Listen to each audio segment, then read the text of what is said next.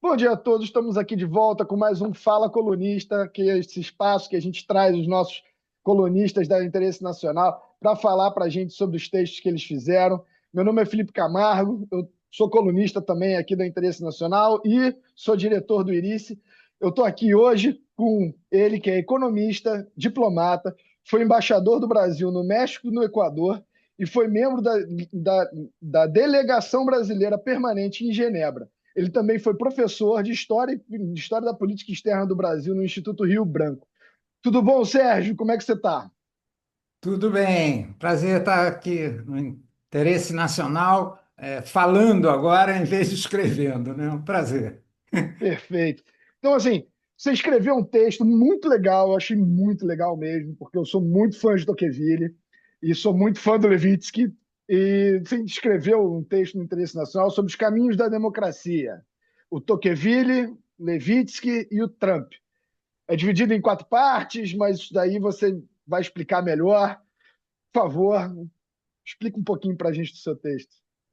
Bom, é, na verdade, a origem desse texto está ligada a um texto anterior que eu escrevi, de uma coluna anterior que eu escrevi para o Interesse Nacional. E a coluna anterior era sobre o tarifaço do Trump, né, que 90% dos economistas consideram um absurdo, né, que vai gerar inflação, vai gerar desemprego, recessão econômica, protecionismo generalizado. E então eu achei que esse cenário a respeito do tarifaço, ele podia ser melhor explicado se eu fosse até Keynes, num livro que a gente não. Eu fiz economia, né, graduação no Brasil e fiz um mestrado no Canadá.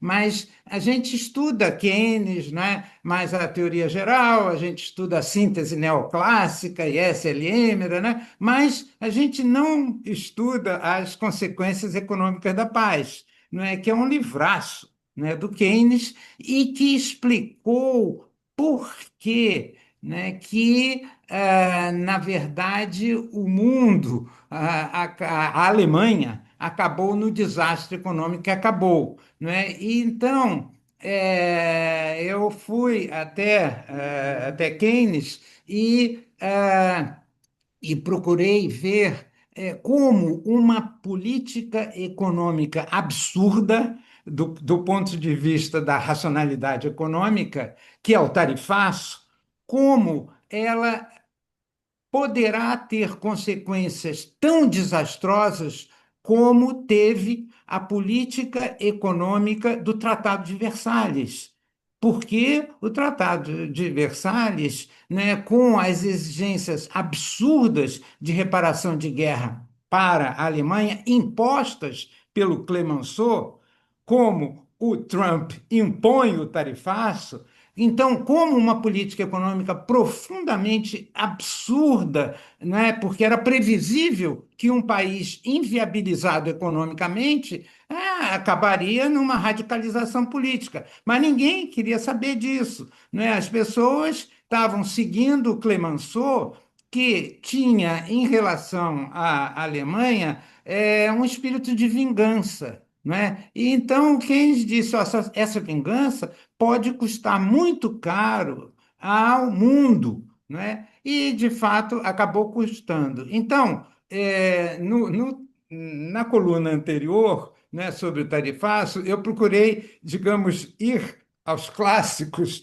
para mostrar como, evidentemente, isso vai acabar mal, né, se continuar dessa forma. Então, Mais do que mas economicamente, socialmente pode acabar mal. socialmente pode acabar mal. Agora, na coluna anterior, eu fui, digamos, olhando para a economia, olhando para Keynes, né? Isso. Aí, tal, eu sei que comecei a pensar, digamos, mais na política do que na economia para uma futura coluna, né? Que foi essa que eu escrevi, essa última que eu escrevi. Então, eu disse, bom, quando eu penso o seguinte, quando as questões estão muito complicadas, a gente tem que recorrer aos clássicos. Porque os clássicos, pelo menos, eles dão um substrato mais sólido, né, para o pensamento, e eu acho que a gente acaba sai um pouco, né, dessa conjuntura. E então eu disse, puxa vida, o Trump, o que é o Trump? O Trump é o oposto do Tocqueville. Não é? O Trump é o antidemocrata, né? E então eu disse, puxa, eu acho que eu vou escrever alguma coisa sobre Tocqueville e o Trump. E aí eu pensei, não, mas sobre o Tocqueville e o Trump, eu acho que eu tenho que escrever também alguma coisa de autores recentes, né, que explicam por quê, né, que nós acabamos tendo um Trump não só nos Estados Unidos, mas no Brasil. A gente teve Bolsonaro, né, que é, digamos, uma cópia, né, do Trump. Né? A gente tem Viktor Orbán, né, na Hungria, né? A gente tem, né, enfim, na Turquia também, um Uma radicalismo de série, esquerda. um Bukele, É, né, em Kelly, El o Salvador, Kelly. ou um Milei na Argentina, e eu nem estou criticando os governos dessas pessoas, estou falando que são próximas desses valores trumpistas que o senhor está falando. Exatamente. Então, aí eu pensei, bom, eu disse, bom, digamos, três figuras marcam os caminhos da democracia. Primeiro, o Tocqueville, né, que estudou, né, da democracia na América, que é um livraço, né, que, digamos, talvez o estudo mais profundo sobre a democracia esteja da democracia na América, do Alexis Tocqueville. Então, digamos, três figuras marcam muito os caminhos da democracia. Um é o Tocqueville, né, que estudou o nascimento, vamos dizer, da democracia moderna nos Estados Unidos. Segundo, o Trump, que, na verdade, procura matar essa democracia que a gente conheceu. E uma terceira figura, o Levitsky, que estudou e procurou explicar como essas democracias morrem, né? E também o Mounque, que é um alemão, professor nos Estados Unidos, e que mostra, digamos, um fenômeno do povo contra a democracia, né? Então, digamos, e a partir daí eu procurei identificar no pensamento do Tocqueville uma trajetória, né, da democracia nos Estados Unidos. Né? E, na verdade, eu vi não só, né, no Tocqueville um grande entusiasmo, né, em relação à democracia nos Estados Unidos, entusiasmo esse que vinha um pouco da grande decepção, né, digamos, de um aristocrata que ele era, mas, obviamente, um admirador, né, de sistemas políticos mais livres, mais democráticos. Então, a frustração dele, e inclusive de um amigo que foi com ele para os Estados Unidos, a frustração em relação a uma Europa e uma França que vivia de revolução em revolução e que uma Europa que admirava mas desconhecia muito o que acontecia na América, não é? Então, com essa frustração intelectual e uma frustração existencial também, porque ele era, digamos, um juiz que tinha uma boa formação, mas ele não via sentido em ele ser um tecnocrata, vamos dizer, né? E então ele gostava muito de viajar, adorava livros sobre viagens, e então ele se juntou com um amigo também da carreira jurídica como Jurídica. ele e arrumaram um jeito de viajar para os Estados Unidos e com o propósito de estudar o sistema penitenciário, né, norte-americano, porque a Revolução Francesa trouxe muitas mudanças, etc., mas essa parte do sistema penitenciário não houve praticamente novidade nenhuma. Ele foi para lá com esse propósito, né? Mas, na verdade, desde o começo, o objetivo dele era entender a democracia na América, e então, digamos, o livro e o pensamento dele, eu acho que tem, digamos, duas vertentes. Uma primeira vertente é a do entusiasmo, né, por um país que conseguiu criar um sistema democrático, né, um sistema de igualdade e de liberdade, sem, sem uma guerra, né? Porque E a guerra de revoluções secessão constantes, em né? evolução constantes. Exatamente. Então, ele começa a se perguntar por que isso? Como isso aconteceu? Né? Então ele diz: olha, as explicações comuns, convencionais, primeiro é a geografia. Né? Ele diz: não, a geografia não determina.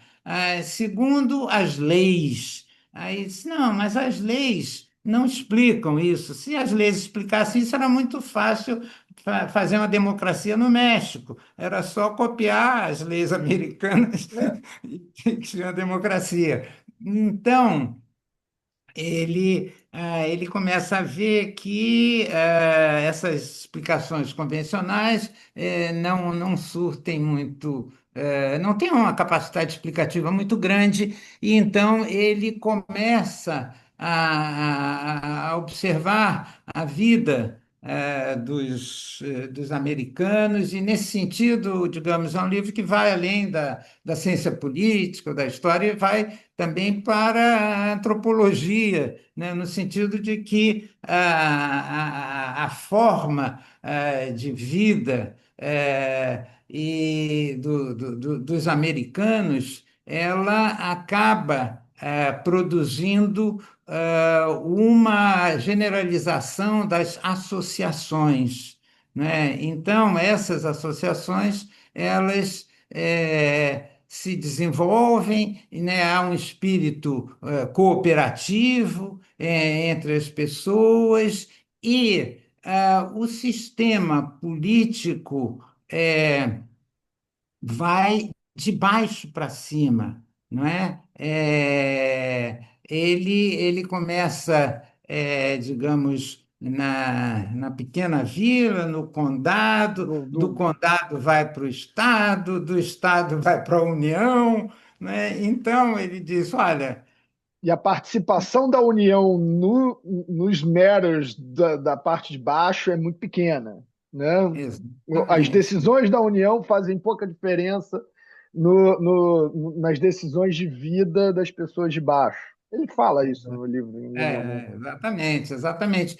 Ou seja, o, o cidadão comum, ele não segue esse ou aquele caminho porque é uma imposição do Isso. Estado, né, ou da União, né? Mas sim, digamos, o caminho é traçado, né, a partir da comuna, a partir da sua vivência. E então ele mostra como um sistema político que evolui dessa forma, de baixo para cima, é muito mais sólido, mais consistente, mais coerente do que um sistema político top-down, né? Top-down, Então, ele hierárquico. é hierárquico, e aí ele começa a ver como esse sistema produz uma igualdade, né? E, e a primeira parte do livro, digamos, é um entusiasmo, né? É a admiração, né? De um francês cansado de revolução, né? Com Que viu um muito país sangue por causa de revolução.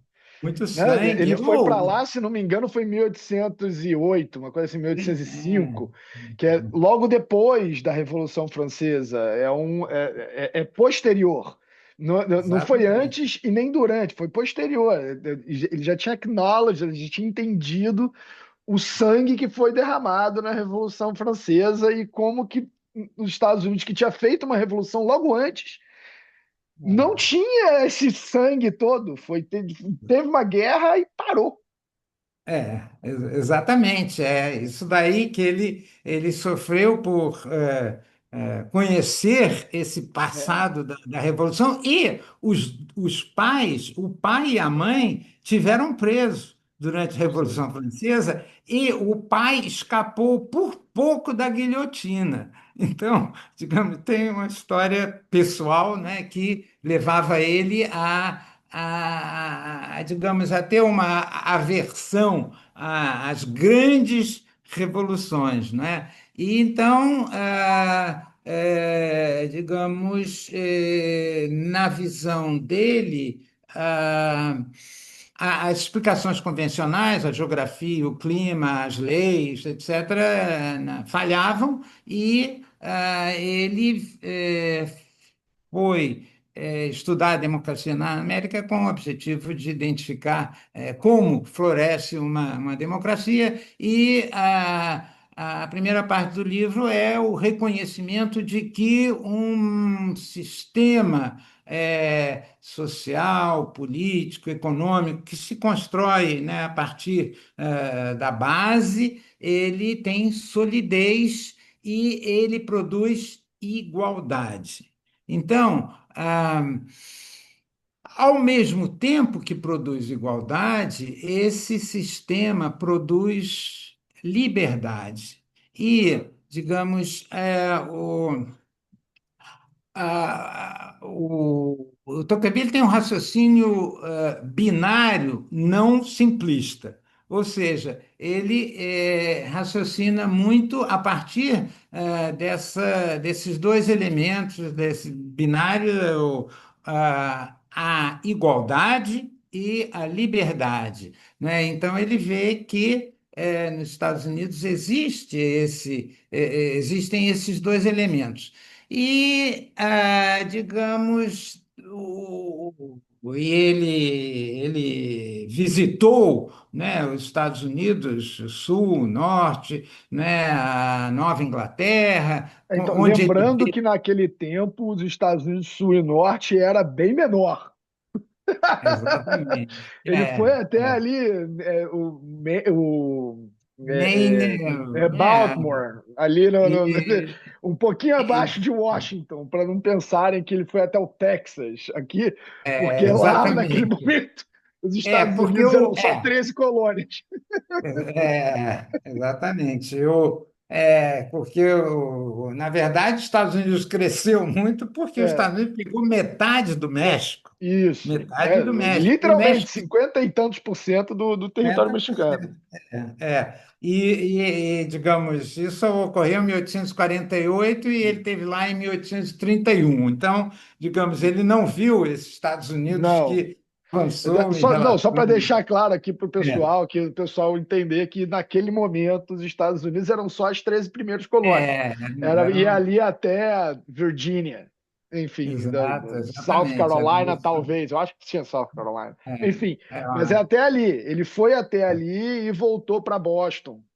e- Ficou em Boston, foi até lá embaixo e teve muitos trabalhos com as pessoas, com os governadores, com os prefeitos de grandes cidades. Ele fez questão de ir em pequenas cidades. Ele fez questão de investigar como é que funcionava o sistema de processos decisórios dentro das cidades, né? É um grande uma das grandes contribuições de Tocqueville é exatamente entender o town hall, a parte do processo decisório baixo da Isso, né? sociedade americana. Exatamente. E ele, para isso, ele analisou o sistema judiciário, né? Ele foi até o sul, né? Nacional. Ele foi ao sul, onde havia escravidão e tudo isso. Ele Isso. conheceu os Estados Unidos todo. Então ele estudou o sistema judiciário, ele estudou liberdade de imprensa, né? Ele estudou a produção, digamos, científica, como esses elementos funcionavam na sociedade americana. Então, ele constatou, né, a existência de uma relação binária muito positiva, né, entre a combinação de igualdade com liberdade. Só que a primeira parte do livro é essa, é um Tocqueville São otimista, dois livros, né? é um Tocqueville admirador, não é, da democracia na América, mas na segunda parte do livro, que é mais complexa, porque a primeira digamos, é extremamente rica em termos de história, de depoimento histórico, etc., né, porque descreve o que foi, o que era a democracia na América, mas a segunda parte é muito mais complicada e é muito mais contraditória. Ele mesmo se diz contraditório, né, depois, porque ele começa a imaginar como aquele sistema de igualdade e de liberdade poderia evoluir no futuro, não é? E então, e nesse sentido, é, o livro é extremamente rico de lições para o mundo de hoje, né? Para, digamos, o anti-Tocqueville, que é o Trump e outros, né? Enfim, Viktor Orbán, Bolsonaro, etc. Todos Então, aqueles que copiaram a e- democracia na América, ou tentaram copiar a democracia na América. exatamente. Então, ele começa a ver que a igualdade, né, levada ao extremo, ela produz um ser humano muito voltado para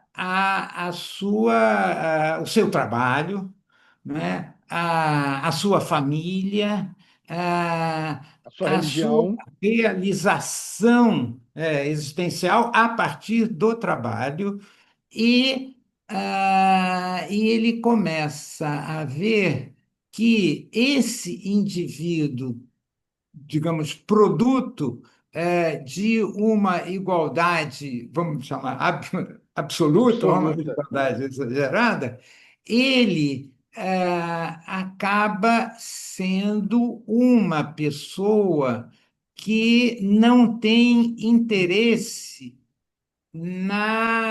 no país, não tem interesse, vamos dizer, na política. Esse desinteresse, né, do indivíduo que vive nesse mundo de igualdade, esse interesse que transcende, né, o que ele chama de individualismo, né, começa a ter repercussões muito negativas. Por quê? porque, na verdade, o interesse dessa pessoa está muito voltado para o real concreto, né? O dia a Ele dia, o o dia a ali. dia então ele se preocupa com o que eu tô querendo chama os problemas que têm solução. E porque digamos, é uma visão muito utilitarista do mundo. E então ele não quer se preocupar com a política, porque ele não vê uma solução, não vê uma. Ele cultiva esse individualismo. E esse individualismo que é produto dessa igualdade, ele acaba também, digamos, pela própria natureza humana, né? Esse indivíduo, ao mesmo tempo que ele admira, né, essa igualdade, pela natureza humana, ele quer se diferenciar do seu vizinho.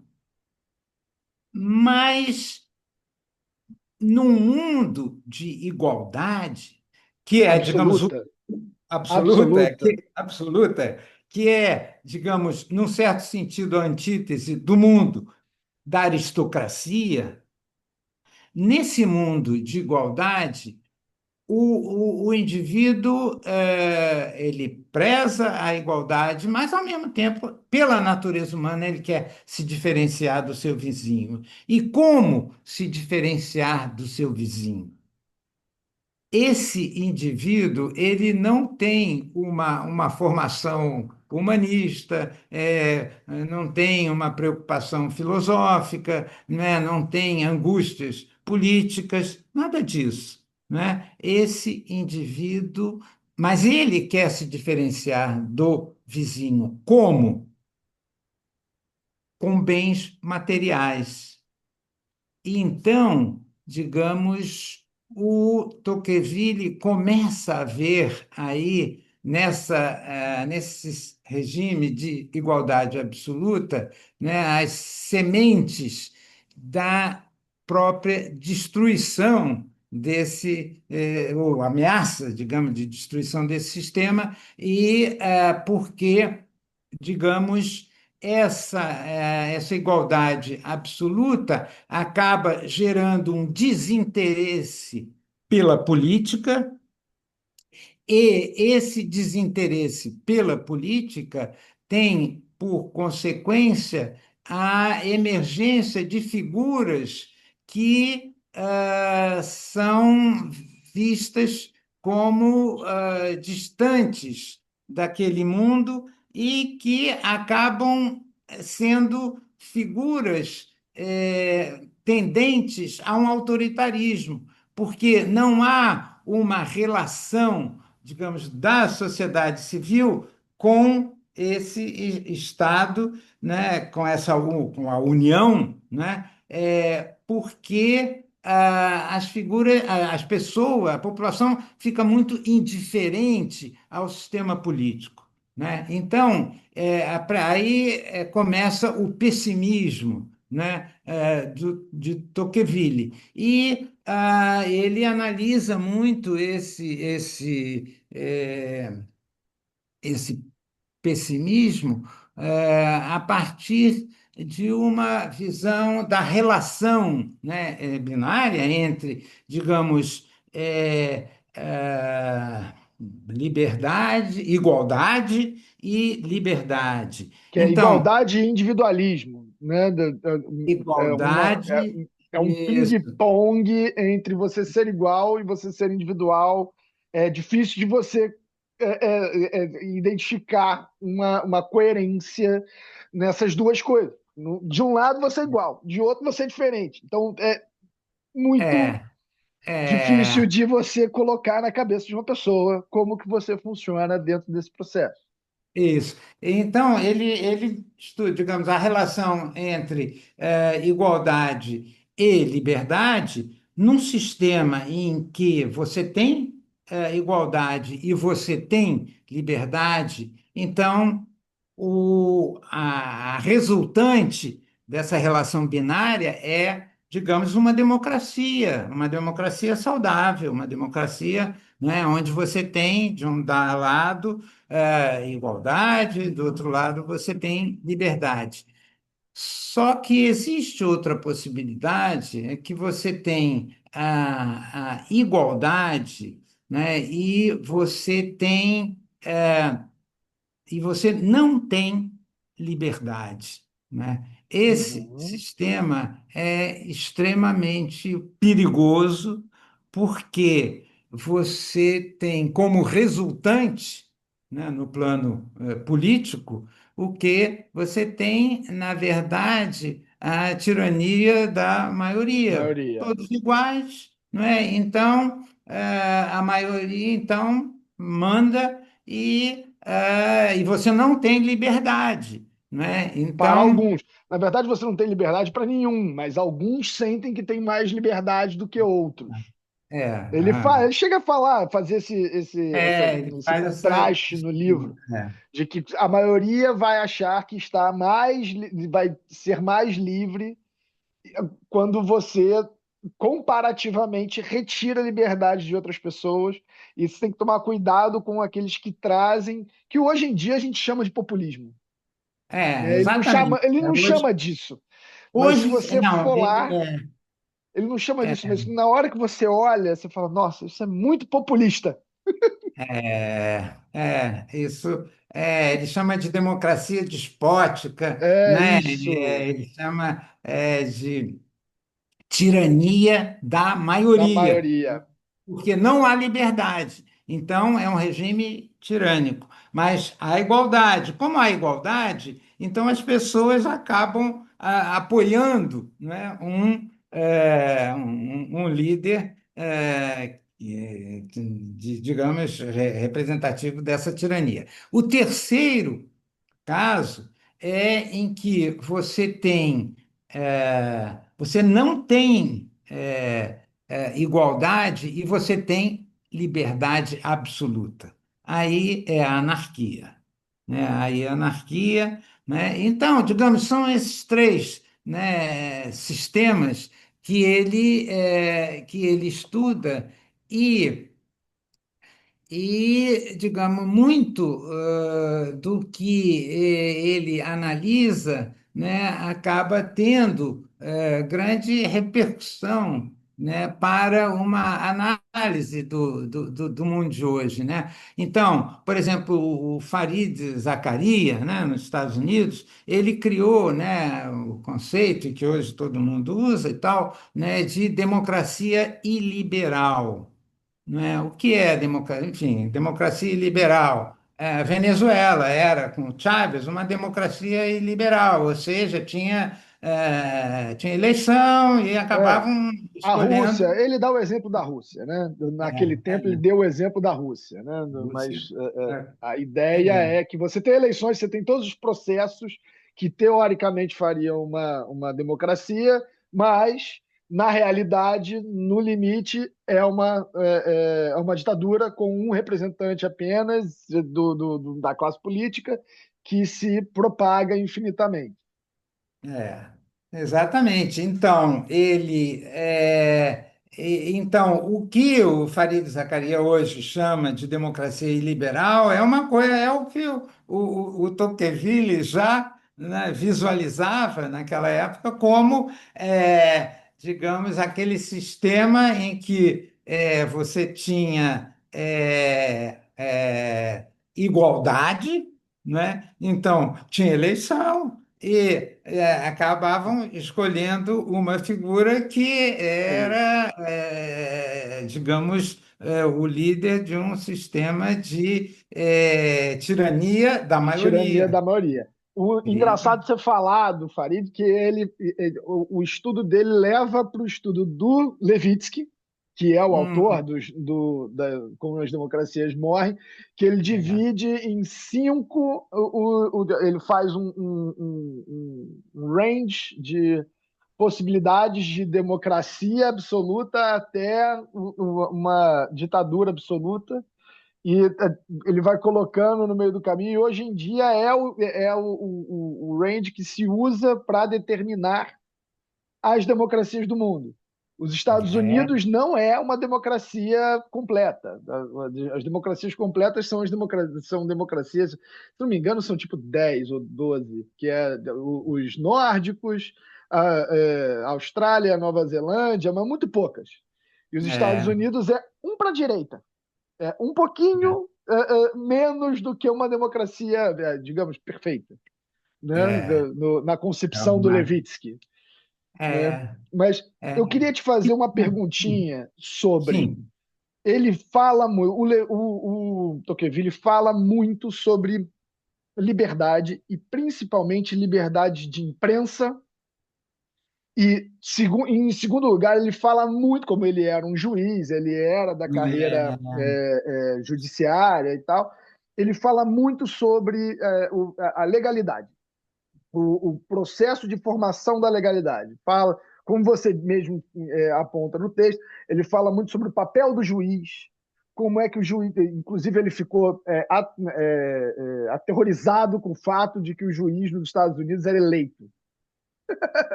Ele tem uma passagem que ele fica enlouquecido que o juiz, como o juiz é eleito nos Estados Unidos, isso é uma coisa louca, mas é, é eleito, a população elege o juiz e valida o juiz, que rege a cidade ali.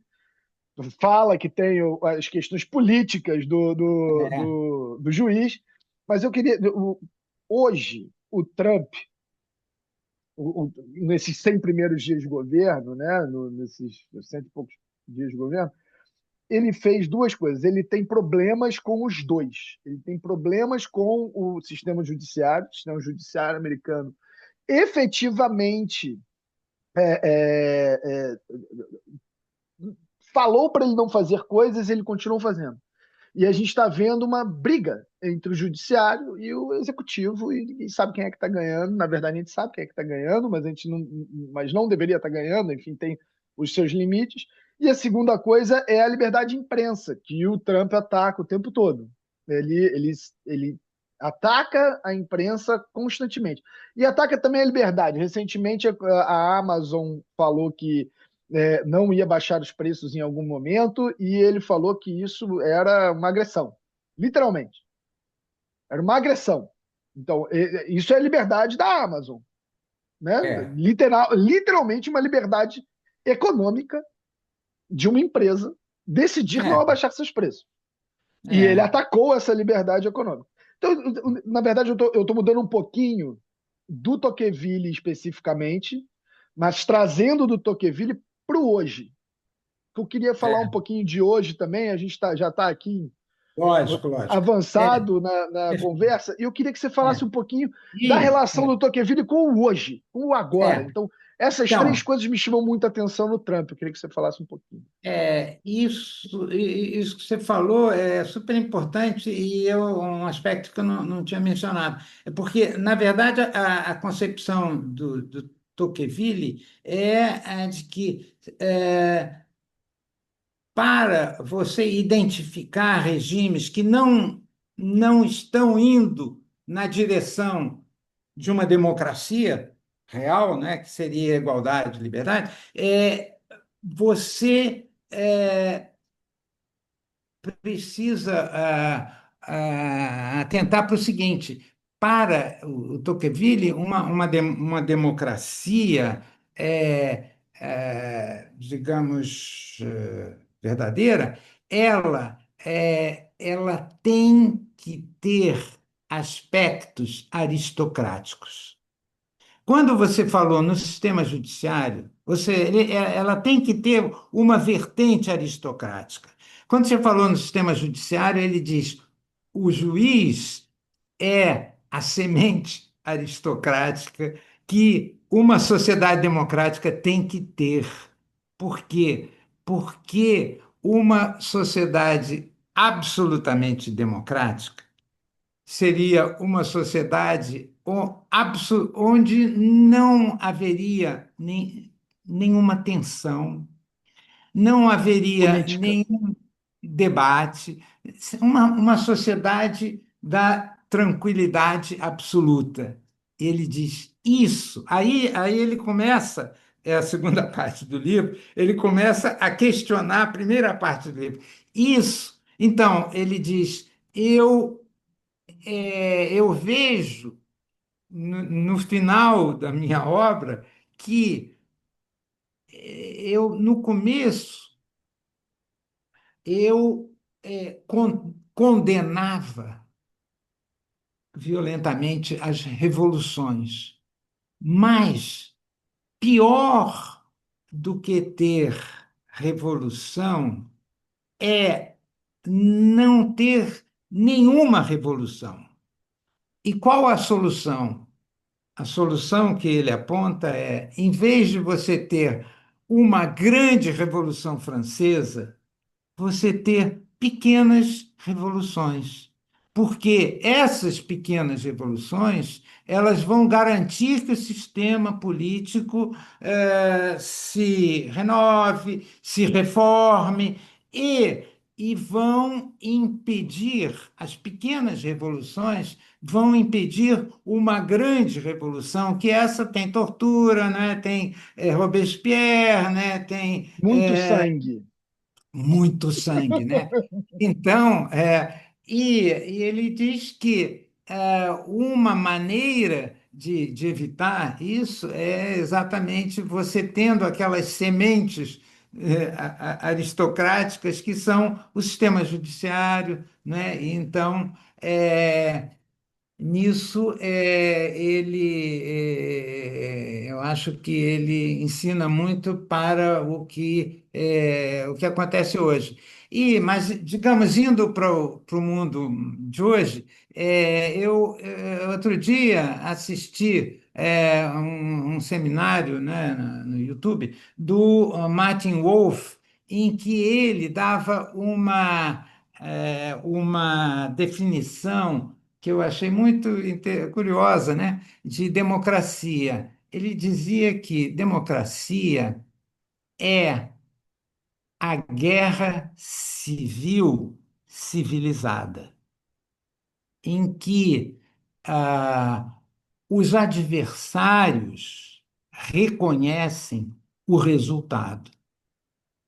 Então, eu vejo que eu acho essa diferenciação importante, porque, inclusive, outro dia eu estava discutindo com um grupo de WhatsApp de amigos, e então as pessoas estavam, digamos, igualando, por exemplo, Bolsonaro e Lula, né?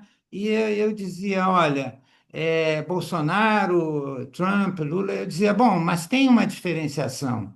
Digamos, uma das diferenciações é que, no caso do Bolsonaro, né, houve eleição, perdeu a eleição e não aceitou o resultado. Então, não é uma guerra civil civilizada, é uma guerra civil bárbara, né?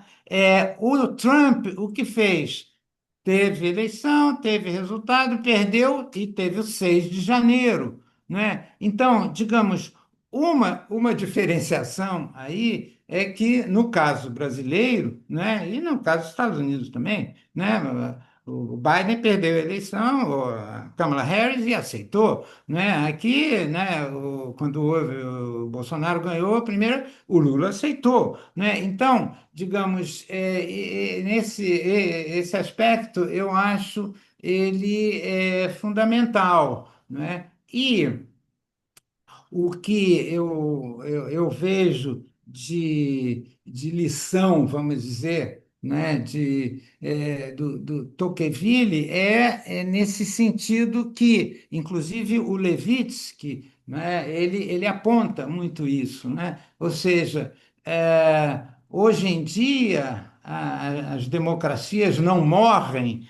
né, porque você tem um golpe de Estado em que os tanques vão para a rua, não é, em que Elas não morrem de imediato, elas morrem aos poucos.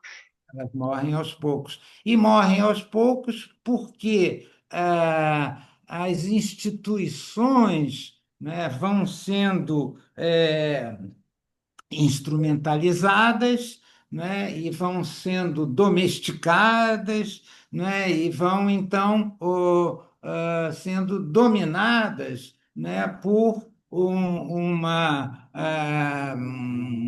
sistema que acaba preservando a democracia, mas sacrificando a A liberdade, ou liberdade seja, um sistema que o Farid Zacarias chama de democracia iliberal, e que é o que a liberal. gente tem na Hungria, não é? O que a gente tem, em certo sentido, O na Venezuela. Levitsky chama isso de uma forma degradada de autocracia. Ele fala É, que não é uma democracia, ele fala que é né? uma forma degradada de É, autocracia. porque só é democracia a cada 4 anos, Pois é, né? é o que ele argumenta. Ele argumenta que já está tão fora do espectro democrático que já não é uma democracia. É uma autocracia degradada. Então, você não chegou a Degradada, ser, é, né? É uma é, democracia destruída, digamos assim, né? Vai chegar até lá, está construindo, mas ainda está degradado. é. E como você chega a essa situação de democracias degradadas, de autocracia? Como? Nisso, o Levitsky é muito didático, né? Porque ele mostra que o sistema democrático nos países que acabam vivendo essa situação, né, de democracia liberal, o sistema democrático passa a ser cada vez menos atraente, porque as pessoas não veem no sistema a realização existencial, a realização de suas aspirações, não é? Então, digamos, a E hoje em sociedade dia nem financeiras, nem porque hoje em financeira, nem dia, financeira. no Ocidente, o que você está tendo é uma dificuldade muito grande com a economia. A inflação alta, juros altos, compra o real estate com preço muito alto. Então, há uma dificuldade da minha geração, da geração abaixo, galgar essa conquista, que era uma conquista que Tocqueville falava que era importantíssima e que seria o ultimate conquista do homem americano, né? Ou seja, uma Homem aqui, maneira. desculpa, homem Não, aqui, no sentido de que Tocqueville falava em homem, a gente pode falar em ser humano, porque pode ser homem, mulher, enfim, não isso, importa. ser É, humano, exato, exato. Digamos, uma das razões, né, que o Levitsky aponta, né, digamos, desse desencanto com a democracia, é o fato de que, digamos, hoje, digamos, o jovem, né, olha para o pai e o avô e vê que o futuro dele vai estar muito abaixo do que foi, né, a realidade do do pai e do pai, avô. do avô, e daí vem uma certa frustração, um certo desencanto, né, com esse regime democrático que não assegura, né, um horizonte de perspectivas existenciais, né, que respondam às aspirações, né, dos jovens, e esse desencanto acaba tendo como primeira consequência o desinteresse pela política, né? O desinteresse por, por apoio a esse sistema. E quando surge, né, um salvador da pátria, quando surgem, né, um Trump, um Bolsonaro, então essa frustração acaba se canalizando, né, para essas figuras que são, né, digamos, típicas, né, de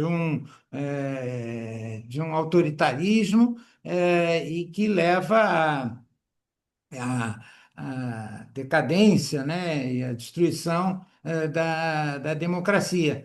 E o interessante, digamos, voltando ao Tocqueville, é que ele aponta duas sementes aristocráticas importantes nesse regime de igualdade, nesse regime democrático, e uma delas é o judiciário, ou seja, justamente a instituição que é mais visada, né, por esses regimes de extrema direita ou extrema esquerda, né, ou Enfim, seja, tanto fora do Victor espectro político Orbán. democrático, digamos assim. Isso, exatamente, independentemente de vinculação de esquerda ou direita, porque, né, nesse sentido, É. Victor Orbán se É, iguala a Chávez ou ou a achar Maduro, qualquer né? um está dentro desse espectro, fora do espectro democrático de direita, enfim. E o caminho seguido é sempre o mesmo, né? Ou seja, primeiro atacar as instituições, não é? E a instituição mais atacada é o judiciário, Judiciário. porque o judiciário ele é, em princípio, pela própria Constituição, aquele que tem que assegurar, né, os direitos, né, e deveres, né,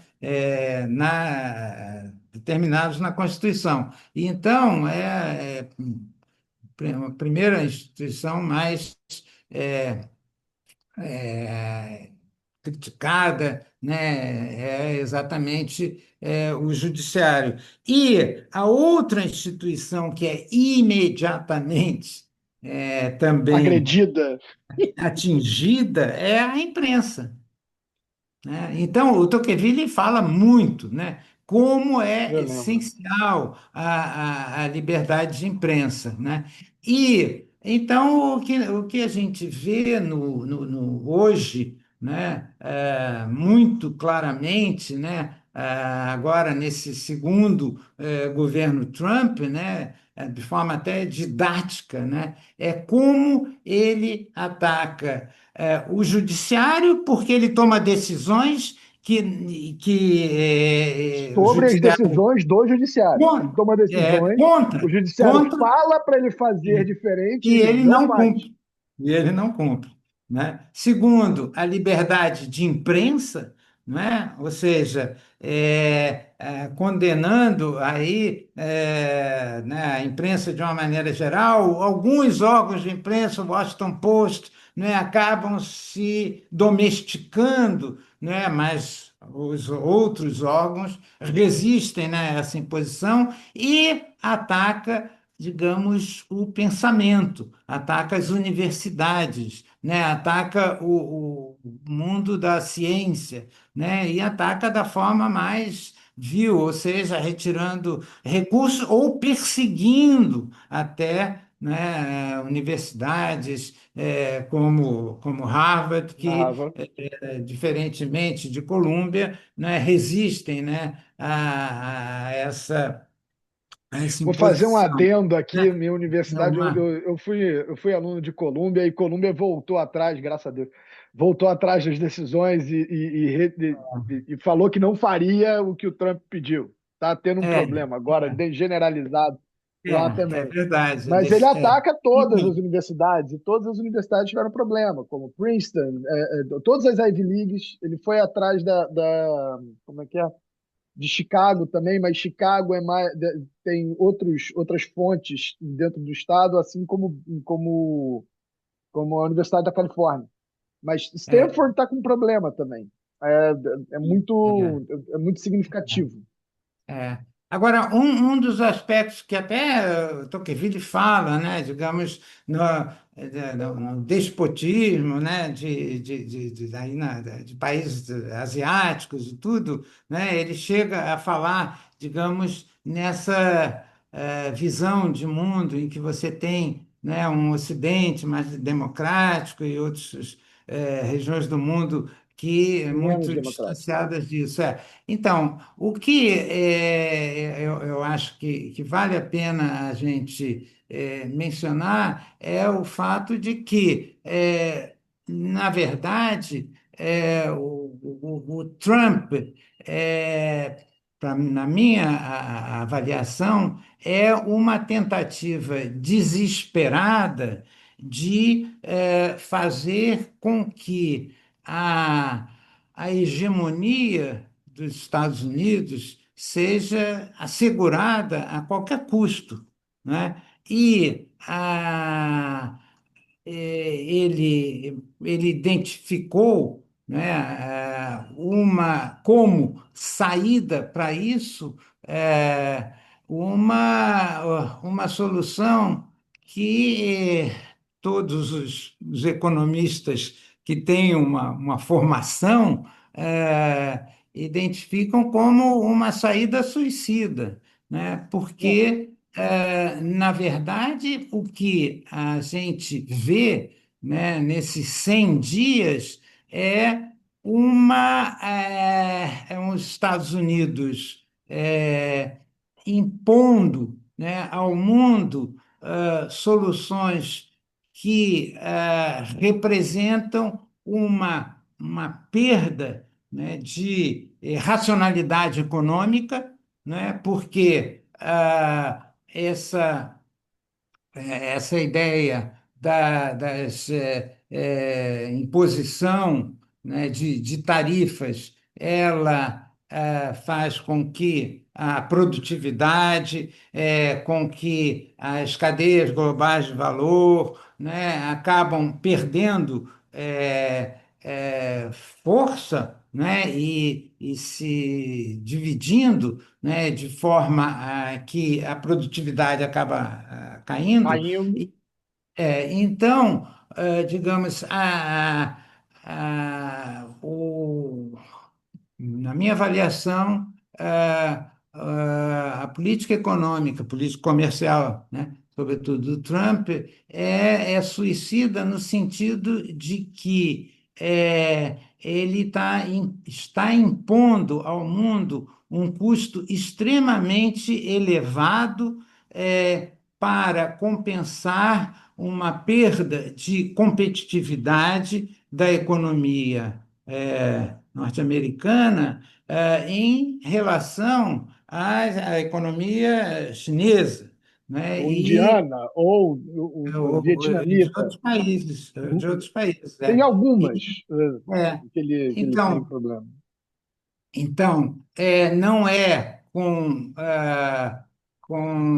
elevação desse sistema de tarifas recíprocas que ele falou no início, e não é com esse protecionismo que ele vai fazer com que os Estados Unidos se reindustrialize, né? Isso daí realmente eu não vejo É, futuro nisso. Agora, o que sim ele está provocando digamos, um fortalecimento da China no plano econômico, porque enquanto o Trump impõe tarifas para os países que têm uma relação econômica mais forte com os Estados Unidos, como Canadá e México, o que Xi Jinping está fazendo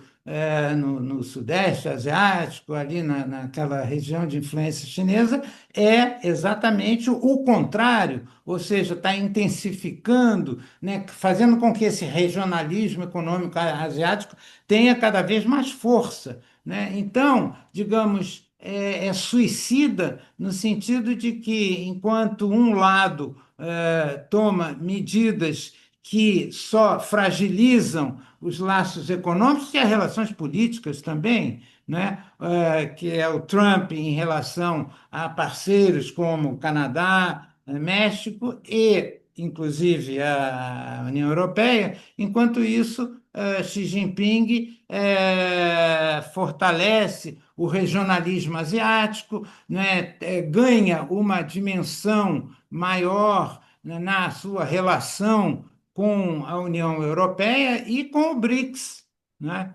Então, eu acho que, digamos, o que a gente está vendo com essa fragilização, né, da democracia no mundo de hoje é também a fragilização dos valores que representam, né, o Ocidente, né? E isso é muito grave, porque, digamos, nas decadências dos impérios, né, nós tivemos, digamos, a queda, né, da Pax Britânica, não é, na Segunda Guerra, pós-Segunda Guerra. Guerra Mundial, Na verdade, já e vinha se da vinha, destruindo desde o século XIX, desde o desde o final do final do século século XIX. XIX, desde as guerras dos Boers, ali, né, já vem sendo destruído.